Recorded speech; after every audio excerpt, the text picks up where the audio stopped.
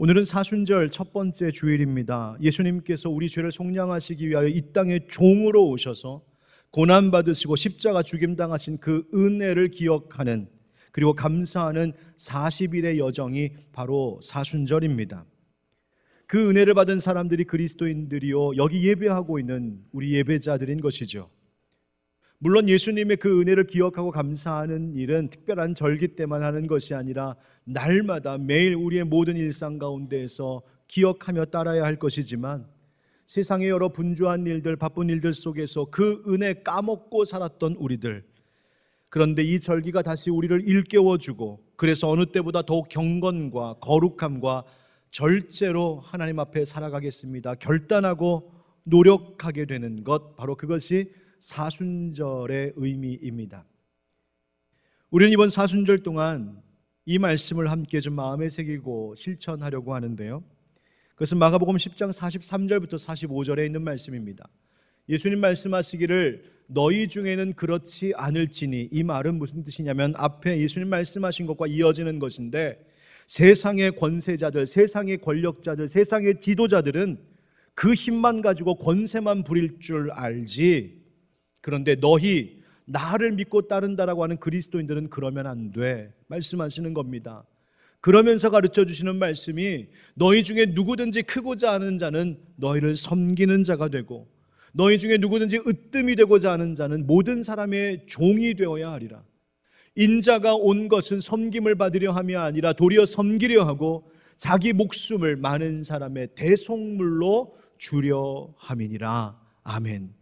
즉 예수님의 섬김, 그 섬김은 그저 겉으로 섬기는 척하는 쇼가 아니라 참으로 모든 이의 종이 되신 섬김이요, 자기의 목숨을 내놓으면서까지 우리를 살리셨던 섬김, 바로 예수님께서 그래서 십자가 지신 것이죠. 예수님이 그 십자가를 지시면서까지 우리를 섬겨주심의 결과가 무엇입니까?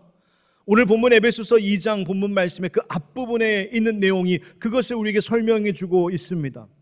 에베소서 2장 12절부터의 말씀을 보면, 이 본문 다 읽지는 못하겠지만 바울이 이런 이야기를 우리에게 전합니다. 너희 이방인들은 본래 소망이 없던 자들이었다. 왜 그렇습니까? 하나님이 없는 자, 하나님을 모르던 자이니까, 하나님을 경외할 줄 몰랐고 하나님의 율법도 하나님의 말씀도 없었던 자들이니 너희는 하나님에게서 먼 자들, 소망 없는 자들 아니었느냐. 그런데 이제는 하나님과 가까워지고 또 우리가 서로 가까워졌노라고 말하고 있습니다. 우리 사이에 막혀있던 담장과 같은 것들이 허물어졌답니다.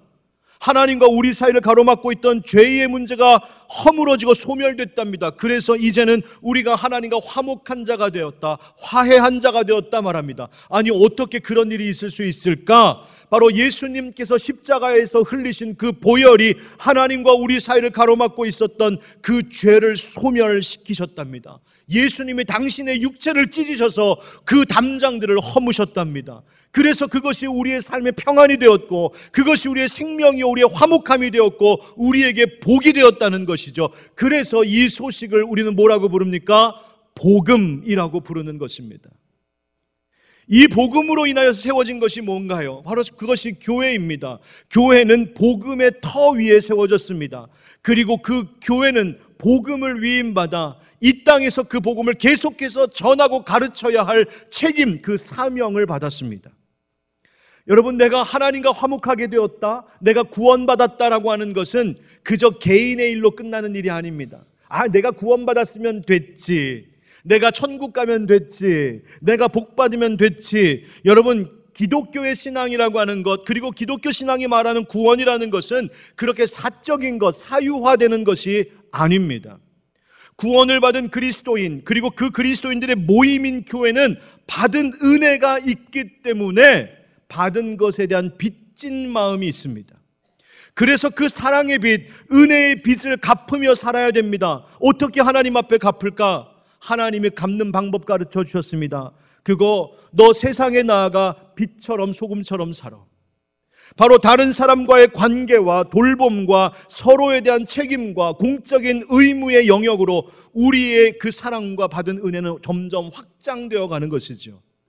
바로 이 점을 알고 이 말씀, 이 하나님의 가르침대로 행할 때에 그런 그리스도인이 온전한 그리스도인이요, 그런 교회가 인정받는 성숙한 교회가 되는 것입니다. 세상에 진짜 많은 교회들이 있습니다. 한국 땅에도 많습니다. 여러분, 고양시 일산 돌아다니다 보면 교회 참 많습니다. 서울에 가보면 긴 역사를 가진 오래된 교회들도 많습니다.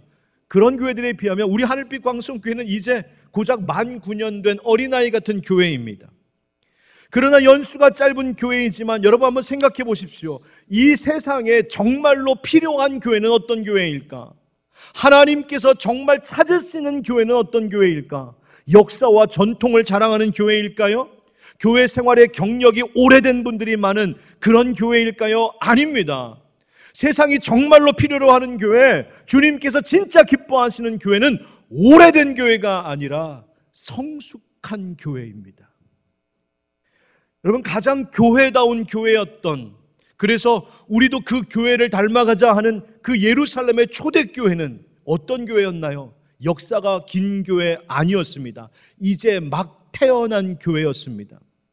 바울과 바나바를 최초의 선교사로 파송했던 안디옥 교회, 여러분, 이방 땅에서 막 태어난 신생교회입니다.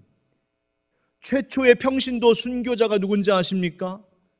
여러분, 스집사님 아세요? 스데반 집사님. 여러분, 스데반 집사님 오랫동안 예수 믿던 사람 아닙니다. 이제 막 예수 믿은 초신자였습니다. 그러나 그 예루살렘 교회는 참으로 성숙한 교회였고 스데반 집사님은 성숙한 그리스도인이셨습니다. 여러분, 기억하십시오. 경력이 화려하고 연혁이 찬란하고 유구한 역사를 자랑하는 교회가, 그게 자랑할 만한 교회가 아니라 하나님 정말 기뻐하시는 교회, 하나님이 정말 이 세상에 필요한 교회다라고 말씀하시는 교회는 예수님 닮아 성숙한 교회, 세상의 빛과 소금의 역할을 묵묵히 잘 감당하는 교회, 그런 교회인 줄 믿습니다. 그러면 우리 하늘빛 광성교회, 아직 어린 교회이지만 어떻게 그런 성숙한 교회 될 수 있을까요? 본문 말씀은 우리가 성숙한 교회로 성장하기 위해 기억해야 할 중요한 깨달음 몇 가지를 가르쳐 주십니다. 먼저 한번 따라 하실까요? 손님이 아닙니다. 손님이 아닙니다. 옛날 구약시대 예루살렘 성전에는 여러 뜰이 있었는데 성전의 가장 안쪽에 있는 뜰, 안뜰, 그곳은 유대인들, 그 중에서도 남자들만 들어가 제사할 수 있는 뜰이 가운데 있었습니다. 그리고 그 다음 바깥으로는 여인의 뜰이 있어서 유대 여인들은 거기까지만 갈 수 있었습니다. 그리고 가장 바깥 뜰, 그곳은 이방인의 뜰인데 바로 여호와 하나님을 섬기는 신앙은 갖고 있으나 출신이 이방인인 사람들은 그 뜰까지밖에 오지 못했습니다. 같은 여호와 하나님을 섬기는 신앙을 가지고 있는데 네가 유대인이냐 이방인이냐 남자냐 여자냐로 구분되어 있었다는 말입니다. 무려 이 안쪽 뜰과 이방인의 뜰 사이에는 무려 3m가 넘는 담벼락이 서 있어서 의례 그냥 그런 것이지 이방인들은 그 담장 앞에 있다가 돌아가야 했습니다. 눈에 보이는 높은 그 담장, 그 장벽도 그렇지만 더 심각한 것은 마음에 있는 장벽이었습니다. 그래서 같은 하나님을 섬기면서도 유대인들은 저 이방인들을 자기의 한 가족으로 여기지 않았습니다. 이것이 그대로 이어져서 예수 그리스도를 믿는 그리스도인들의 교회 안에도 남게 되었습니다. 오늘 본문인 에베소서, 이 편지를 처음 받은 에베소 교회의 성도들, 바로 이 문제가 있었습니다. 에베소 교회, 그 에베소라는 곳 이방 땅이죠. 그러다 보니 그 교회 안에는 이방 출신의 그리스도인들이 있고 유대 출신의 그리스도인들이 있었습니다. 그런데 이 유대교 전통 속에서 이들이 갈등을 빚고 있는 것이죠. 그 둘 사이에 보이지 않는 장벽이 있었던 겁니다. 바로 그들을 향하여서 바울이 외치고 있는 소리가 바로 오늘 말씀이에요. 뭐라고 합니까? 예수 그리스도의 피가, 예수님의 찢기신 그 살이 바로 우리의 막힌 담을 허물지 않았느냐. 유대인과 이방인의 차별을 예수님이 다 허물지 않으셨느냐. 그런데 아직도 구별짓고 있다면 그것이 무슨 의미냐? 우리를 하나 되게 하셨다는 거예요. 이것이 예수 그리스도께서 우리에게 하신 일이다라고요. 그래서 이렇게 말합니다. 오늘 본문 19절 상반절에 그러므로 이제부터 너희는 외인도 아니요 나그네도 아니요. 유대 출신이건 이방 출신이건 남자든 여자든 자유인이든 종이든 예수님 때문에 구원받았다면 이제는 그 예수님 때문에 모두가 똑같이 하나님 앞에 나아가 예배할 수 있고 천국 백성 될 수 있는 하나님의 자녀 되는 권세를 동일하게 얻었다는 것입니다. 여러분 믿으십니까? 예. 여러분 이거 안 믿으면 큰일 납니다. 왜냐하면 우리도 이방인들이거든요. 유대인들 보기엔 우리도 이방인들이거든요. 그런데 이 약속, 이 은혜가 있어서 오늘 우리가 이렇게 하나님 앞에 예배드리고 있을 수 있는 겁니다. 여러분 교회 안에는 차별이 있을 수 없습니다. 주인과 손님이 따로 없고 주인공과 구경꾼이 따로 있을 수 없는 것이죠. 그런데 아십니까? 지금도 그 차별이 있습니다. 교회의 제도가 만들어낸 차별이 아니라 우리 스스로 의식 속에 구분 짓고 있는 것들이 있습니다. 어떤 식으로 말입니까? 난 예수 믿고 교회 다닌 지 꽤 되었는데 내가 이 교회 나온 지가 얼마나 됐는데 이제 막 교회 다니기 시작하는 사람하고 내가 똑같겠어? 달라도 뭐가 다르지? 나는 직분도 있고 교회 봉사도 많이 하고 헌신도 많이 하고 내가 맡은 역할이 몇 개인데 그냥 저렇게 교회 문지방만 닳도록 들락날락 왔다 갔다만 하는 사람들하고 같겠어? 그래도 나는 뭔가 좀 다르지. 그 교만한 마음이 나를 우월감에 빠지게 합니다. 장벽을 만드는 것입니다. 반대의 입장도 있습니다. 난 이제 교회 막 나오기 시작한 사람이니까 이만큼 적당히만 하면 되겠지. 나는 아직 신앙이 깊지 않으니까 너무 교회에 깊숙이는 들어가지 말아야지. 나는 다른 교회 다니다가 이제 막 하늘빛 광성교회로 옮겨왔는데 나는 그냥 아직 이방인이지. 이 교회 온 지 얼마 안 됐으니 그냥 아직은 좀 거리를 두고 그냥 조용히 교회 다녀야지. 스스로 의식 속에 장벽을 세우고 여전히 손님처럼 나그네처럼 신앙생활을 하는 겁니다. 이제 교회 생활, 신앙생활에 주인의식 가지셔야 됩니다. 여러분 성도의 주인의식이라고 하는 것은 주인 행세, 주인 노릇하라는 것이 아닙니다. 여러분 우리는 예수님처럼 종이 되어야 되는 사람들이지요. 그런데 진짜 칭찬받는 종, 진짜 인정받는 종이 어떤 종인지 아십니까? 주인처럼 일하는 종입니다. 내 것이 아닌데 여러분 종에게는 소유가 없습니다. 종에게는 권리가 없습니다. 그런데 내 것처럼 내 것 아닌 것을 내 것처럼 아끼고 내 것처럼 소중하게 여기고 내 것처럼 성실하게 일하는 종, 그 종이 갖는 것이 주인의식입니다.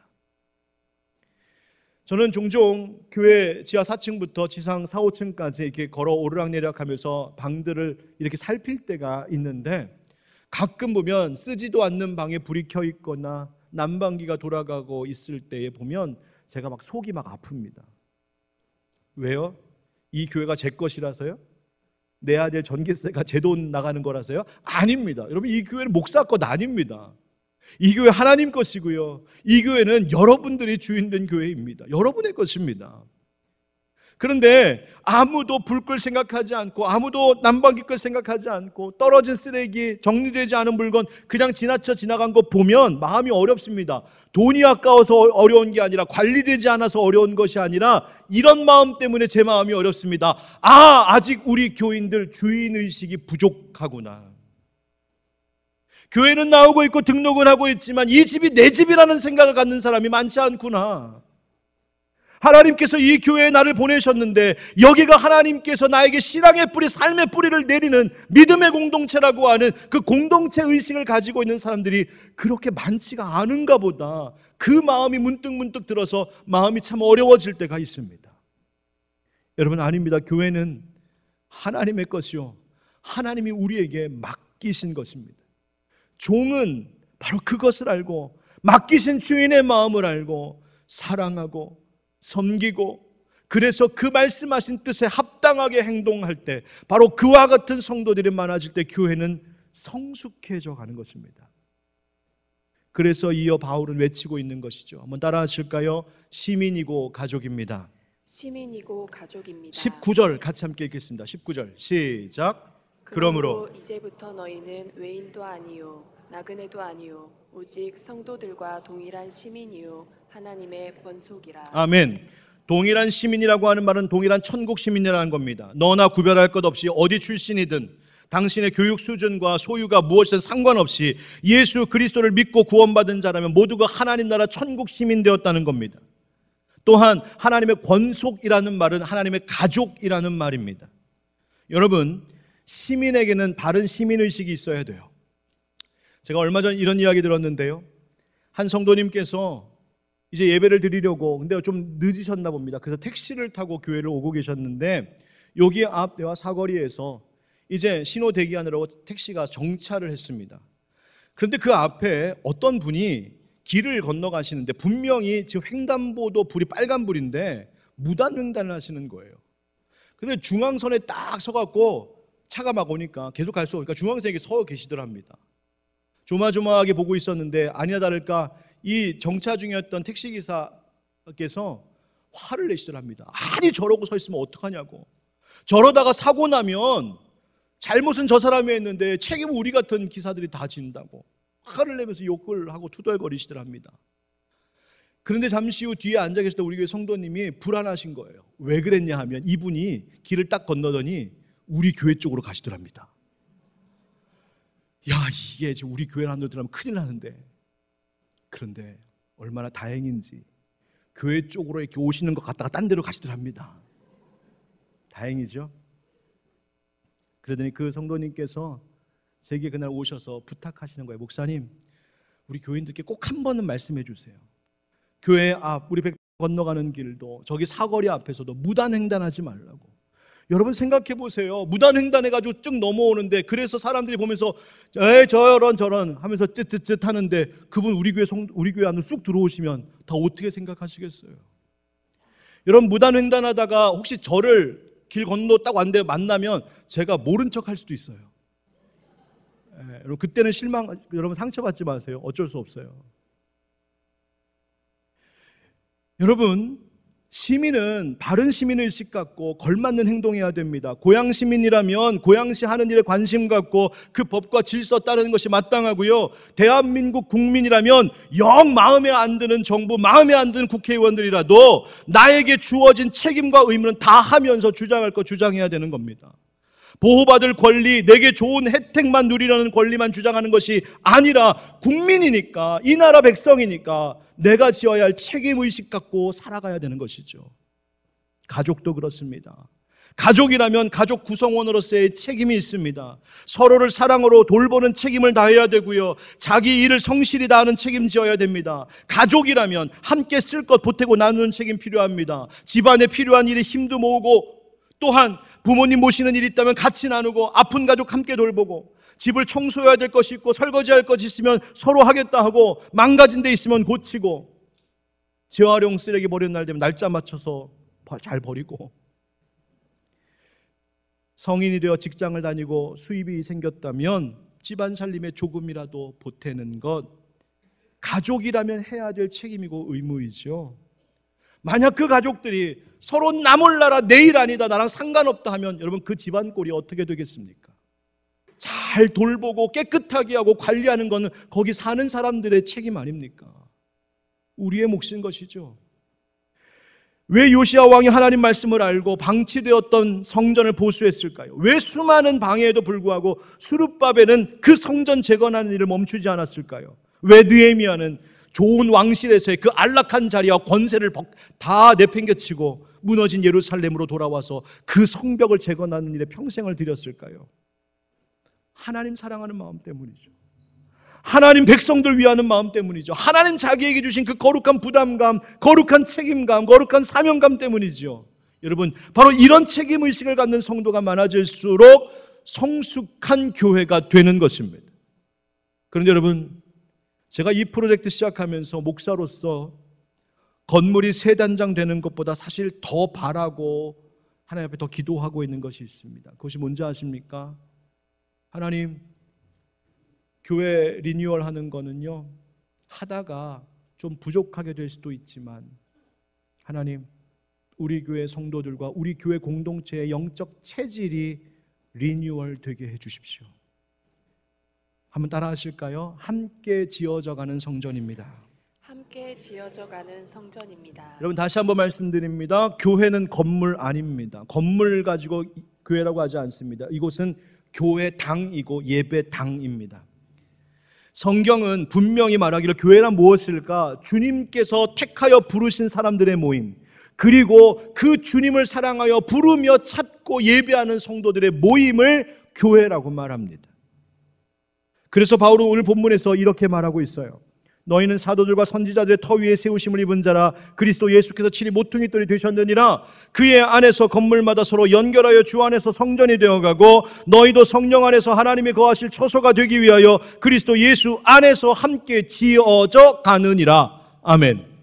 여러분, 예수님이 중심이 되고 그 중심으로 성도들이 연결되는 것이 교회랍니다. 여러분, 교회는 콘크리트 기초 위에 세워지는 것이 아니라 복음의 터 위에 세워지는 것입니다. 그래서 이와 같이 큰 사업, 큰 일을 할 때일수록 교회가 얼마나 많이 헌금이 모였느냐, 얼마나 공사가 잘 진행되느냐, 거기에 주목하는 것이 아니라 오히려 우리가 더 집중해야 되는 것은 그 모든 것의 터가 되는 우리가 복음을 붙들고 의지하는 우리의 믿음이 얼마나 굳건해졌느냐, 거기에 흔들림이 없느냐, 그게 더 중요한 것입니다. 교회는 생명이기 때문에 성장해야 됩니다. 그런데 성령 안에서 우리 각 사람과 우리 공동체가 하나님이 거하실 성전이 되도록 지어져 가야 된다고 말씀하시죠. 여러분, 건물이 올라가는 것을 말하는 것이 아닙니다. 교회는 영적으로 성장하고 모든 면에 성숙해지는 걸 말하는 겁니다. 교회 건물 보수하는 것보다 더 시급하고 중요한 것은 우리의 심령이 보수되는 겁니다. 우리의 공동체가 보수되는 겁니다. 우리의 일상, 우리의 삶, 우리의 관계, 바로 그것이 보수되는 것, 그것이 진짜 하나님 기뻐하시는 성장입니다. 성경이 말하기를 그리스도 예수 안에서 함께 지어져 간다 하죠. 짓는다라고 말하지 않고 헬라어 문장을 보면 수동태로 되어 있습니다. 지어져 가는 것이다. 무슨 뜻인가요? 우리의 힘으로 되는 일이 아니라는 겁니다. 교회가 성장하고 성숙해가는 것 주님께서 하셔야 될 일이라고요. 따라서 교회가 성숙하고 성장해지려면 더 예수 중심으로 거룩해지고 사랑하게 되는 영적 성장이 우선되어야 한다는 말입니다. 저는 목사로서 바로 이것을 꿈꾸며 시작하는 겁니다. 저는 멋지게 된 예배당을 꿈꾸는 것이 아니라 이 안에서 더 기쁨으로 영화롭게 예배드리게 될 우리들의 모습을 상상해보며 그것을 꿈꾸는 것입니다. 새 것처럼 된 건물을 꿈꾸는 것이 아니라 그 일을 위하여서 우리가 함께 수고하고 헌신하고 기도하면서 이 집이 정말 내 집이구나, 이 집이 하나님 내게 주신 우리 아버지 집이구나, 그 마음으로 하늘빛 광성교회를 더 사랑하게 되는 것, 그리고 이 교회를 통해서 이루신 기적 같은 놀라운 역사를 내가 목격하는 것, 그래서 그것이 우리의 체험이 되고 우리의 신앙의 간증거리가 되는 것, 그것 꿈꾸는 것입니다. 우리의 자녀들, 지금도 교회 학교에서 예배드리고 있을 아이들이 우리의 나이가 되었을 때 이곳에서 예배드릴 그날을 꿈꾸는 것입니다. 바로 이 체험이 우리 다음 세대의 신앙 교육 자료로 쓰이는 역사의 흔적을 남기고 싶은 겁니다. 사랑하는 성도 여러분, 사순절 시작되었습니다. 이 기간 교회를 새롭게 단장할 준비를 하듯이 여러분, 그보다 먼저 우리의 신앙생활, 우리의 영성이 리뉴얼 될 수 있기를 주의 이름으로 축복합니다. 주님께서 당신의 생명을 주어 사랑하셨듯이 우리도 내 사랑, 나의 교회를 더 사랑하고 이 교회가 각자 맡은 책임을 다하는 성숙한 교회가 되는 것, 그래서 그것이 우리의 삶의 축복이 되고 은혜의 열매로 이어지는 놀라운 일이 올 한 해 우리와 가운데 있기를 예수님의 이름으로 축원드립니다. 한번 따라할까요? 모든 이의 종이 되겠습니다. 모든 이의 종이 되겠습니다. 주의 몸된 교회를 더 사랑하겠습니다. 주의 몸된 교회를 더 사랑하겠습니다. 기도하고 동참하겠습니다. 기도하고 동참하겠습니다.